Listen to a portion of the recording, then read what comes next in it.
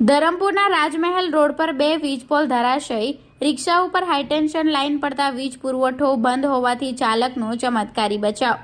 ધરમપુર તાલુકાના આસુરા વાવ પાસે રાજમહેલ રોડ ઉપર વીજપોલ ધરાશયી થવાની ઘટના બની હતી।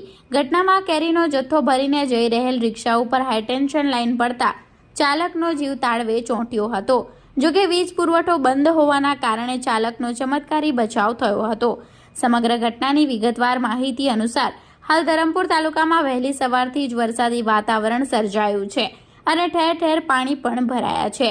જોકે આ સમય દરમિયાન એક પિયાકો રિક્ષા નંબર GJ15XX 5677 નો ચાલક રિક્ષામાં કેરીનો જથ્થો ભરી ધરમપુર APMC માર્કેટ ખાતે ખાલી કરવા માટે જઈ રહ્યો હતો। જે દરમિયાન આસુરા વાવ ખાતે રાજમહેલ રોડ ઉપર રિક્ષા આવી પહોંચી દરમિયાન રસ્તાની બાજુમાં મહાકાય વીજપોલ એકાએક ધરાશય થતા રિક્ષા ઉપર હાઈટેન્શન લાઇન પડી હતી। જોકે આ સમય દરમિયાન રસ્તા પરથી વાહનોની અવરજવર વધારે હોવાના કારણે અન્ય વાહન ચાલકો પણ હેમખેમ પ્રકારે બચી ગયા હતા, પરંતુ રિક્ષા ઉપર હાઈટેન્શન લાઇન પડતા ચાલકનો જીવ તાળવે ચોંટ્યો હતો।